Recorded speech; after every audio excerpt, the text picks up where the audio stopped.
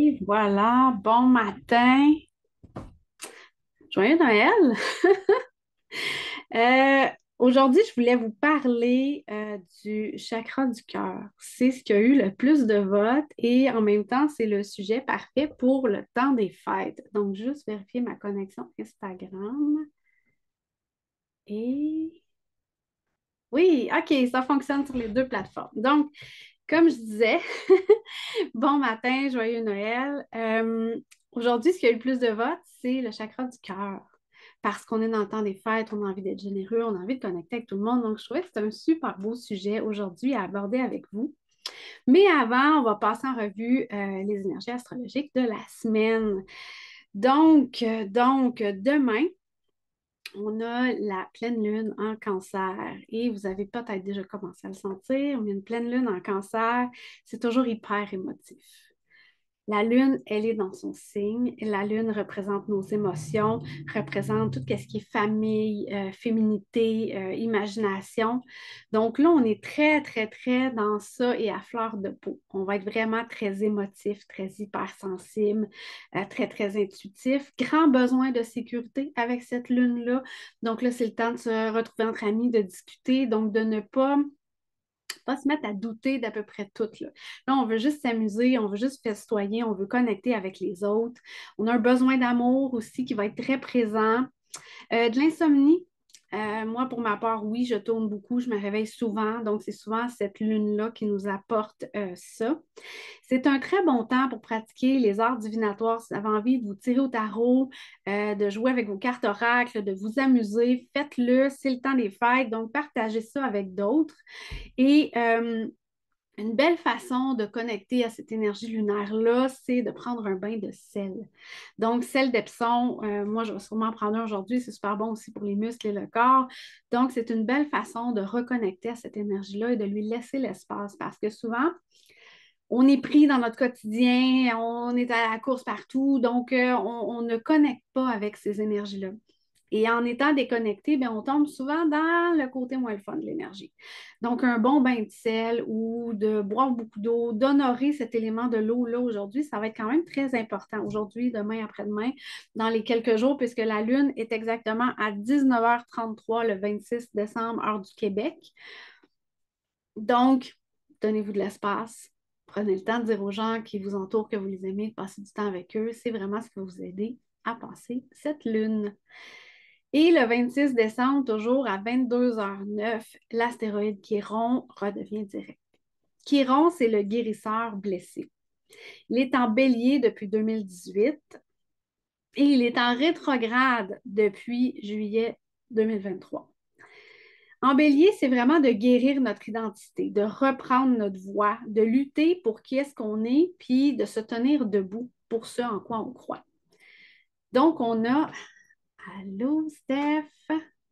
Donc, on a cette énergie-là qui travaille collectivement sur tout le monde en même temps et ça vient guérir notre ego à tout le monde. Et en rétrograde, Chiron, c'est d'observer nos vieilles blessures.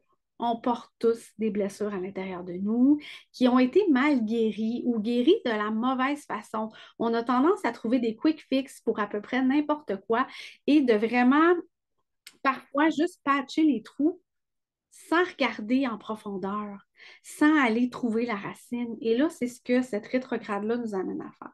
On nous met quelque chose en pleine face et on doit revenir à la racine, aux fondations, pour comprendre qu'Iron a un symbole qui ressemble énormément à une clé. C'est pas pour rien. Il ouvre une porte, il ouvre une voie. Donc, de se permettre de descendre dans cette blessure-là nous aide à remonter le problème, mais aussi à regarder, ah, j'ai peut-être mis ça trop vite de côté. Ah, j'aurais peut-être dû aller plus loin dans cette voie-là. Donc, c'est juste une réflexion intérieure qui va, dans les prochaines semaines, émerger tranquillement. Parce que peu importe la planète, il y a une clarification, une nouvelle perspective qui se produit après la rétrograde. Lorsque l'astre repasse sur les degrés de la rétrograde, c'est là qu'il y a des illuminations qui arrivent, qu'il y a des situations qui se présentent, qu'il y a un paquet de trucs qui viennent remettre les choses en perspective et nous aider à y voir plus clair. Le mercredi 27, Mercure rétrograde va croiser Mars, qui est direct, en Sagittaire. Ça nous amène une belle rapidité d'esprit parce que Mercure étant les pensées, Mars étant l'action, on va avoir justement les idées plus claires. On va être plus curieux. Ça va être plus facile de créer des choses. Et comme je vous l'ai déjà dit, ce n'est pas cette journée-là en particulier, mais ça fait quelques jours. Ça va être atteindre son sommet le 27 et ça va redescendre dans les jours à venir au fur et à mesure que les planètes vont s'éloigner une de l'autre. Autre chose, vendredi après-midi, Vénus change de signe. Elle passe du Scorpion au Sagittaire. Donc là, on tombe dans une énergie d'exploration, de nouvelles connaissances, d'indépendance, d'optimisme, d'ouverture d'esprit, de très grands idéaux aussi, de rêves. C'est une énergie qui est très bohème. Donc, Vénus n'aura pas envie nécessairement de s'attacher à quelque chose. Elle veut garder son indépendance et elle veut découvrir le monde autour d'elle. Ça nous amène à créer plus grand aussi. Puis c'est dans notre façon aussi d'avoir des relations avec les autres. On n'a pas envie de se faire mettre des étiquettes, des attaches, mais on a plutôt envie d'aller explorer ce qui se passe autour de nous.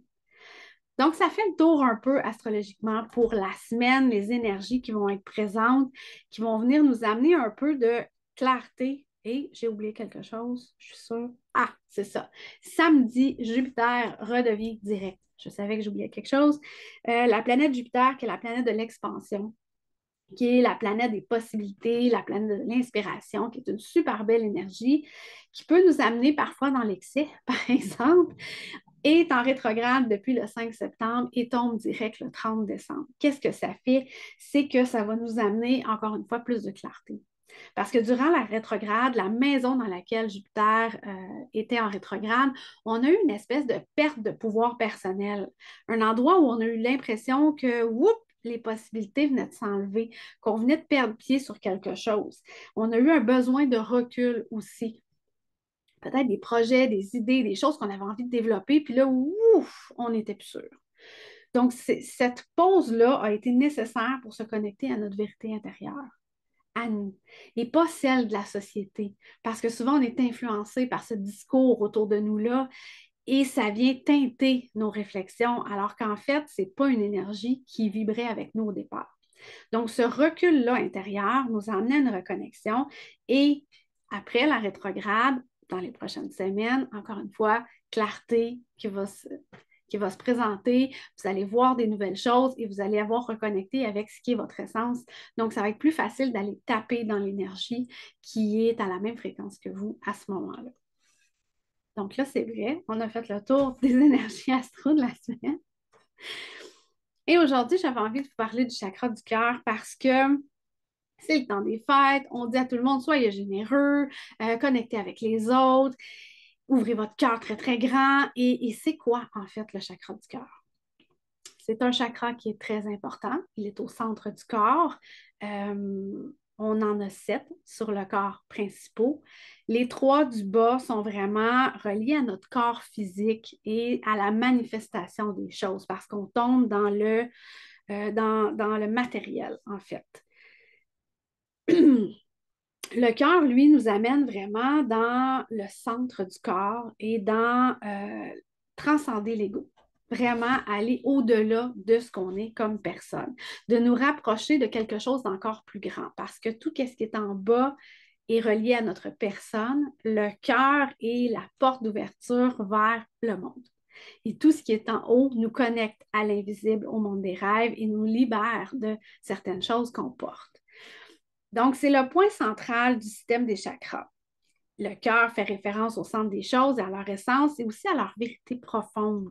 C'est notre centre spirituel qui unit le haut et le bas du corps, mais aussi l'intérieur et l'extérieur, le monde autour de nous.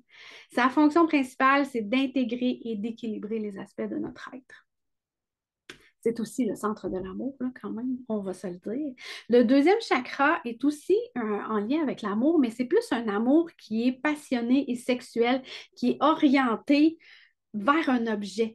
Donc, c'est vraiment la passion qui vient animer cet amour intérieur-là.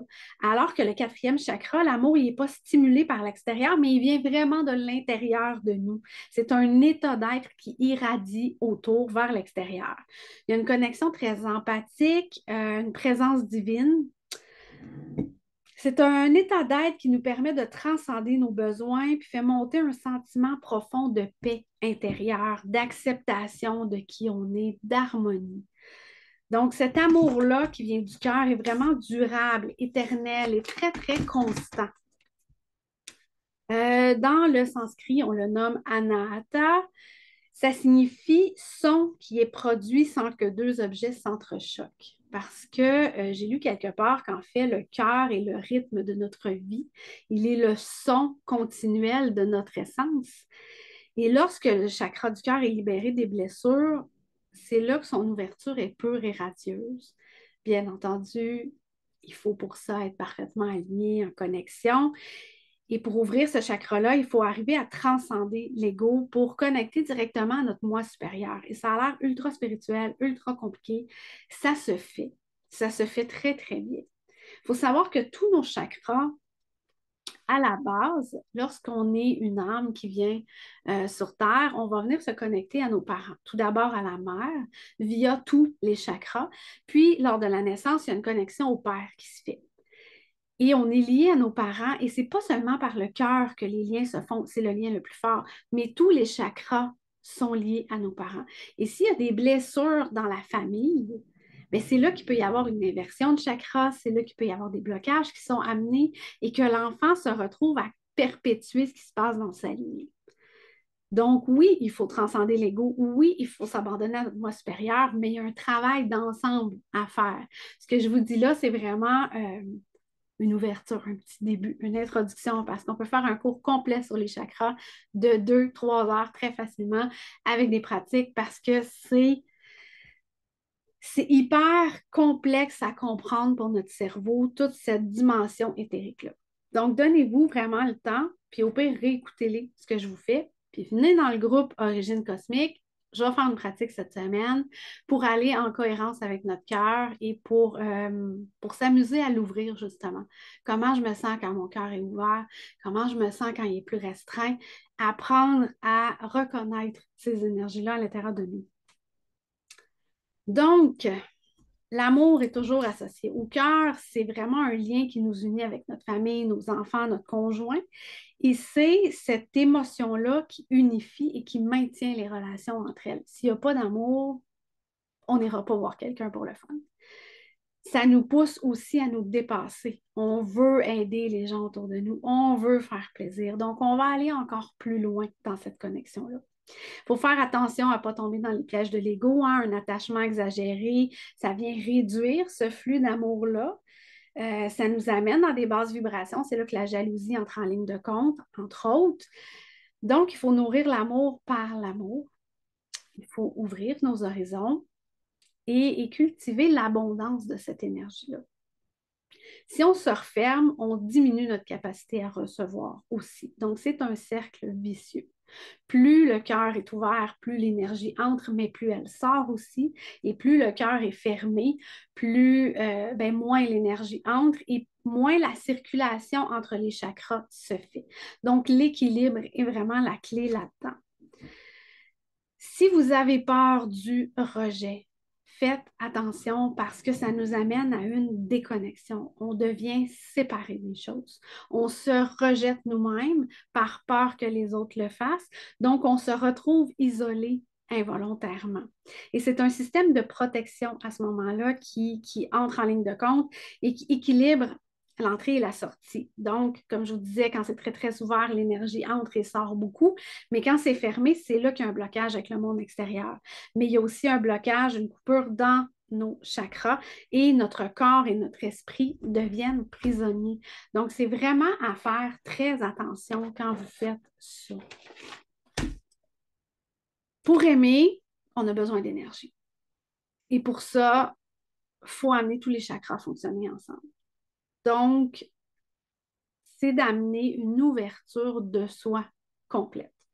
L'amour le plus profond consiste parfois à laisser simplement les choses être ce qu'elles sont. Et ça, c'est une phrase que je trouve magnifique parce que parfois, par amour, on veut changer des gens. Mais c'est pas ça l'amour, en fait. L'amour, c'est l'acceptation de l'autre tel qu'il est. C'est vraiment la connexion à l'autre euh, sans jugement, sans attente, avec juste la certitude que cette personne-là, je l'aime. Point. C'est le sens profond des connexions spirituelles. Le fait de se sentir touché, ému et inspiré au-delà de nos limites habituelles. C'est la connexion à une vérité profonde et fondamentale. L'amour rend les choses sacrées afin qu'ils soient soignés et protégés.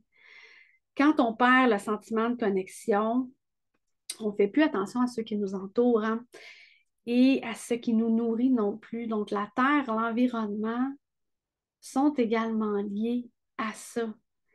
Si je perds cette connexion-là à mon environnement, j'ai plus envie d'en prendre soin. Si je n'ai pas d'amour pour mon conjoint, j'ai pas envie d'en prendre soin. Si j'ai pas d'amour pour mes enfants, j'ai pas envie d'en prendre soin. Et oui, ça peut arriver.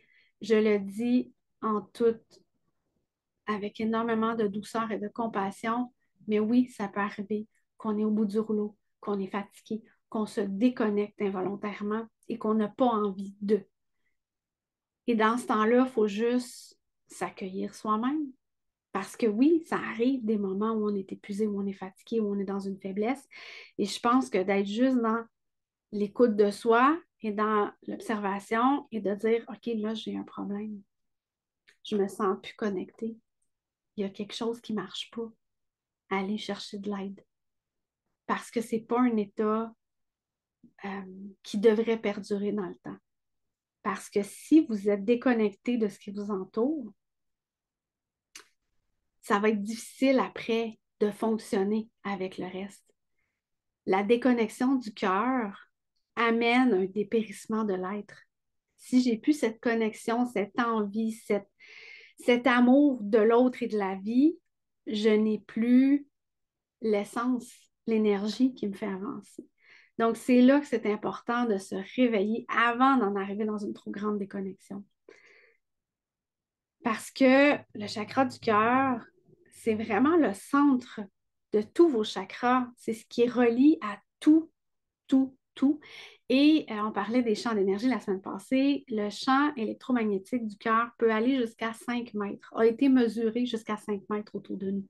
Donc, il y a vraiment un très grand impact sur l'environnement autour, que ce soit tous les êtres vivants qu'on rencontre.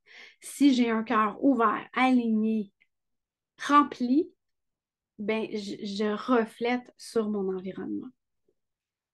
Donc, tout ça pour dire que nous sommes amour, c'est vraiment la base. Puis ça me fait toujours rire quand je le dis parce que pour moi, c'est comme évident.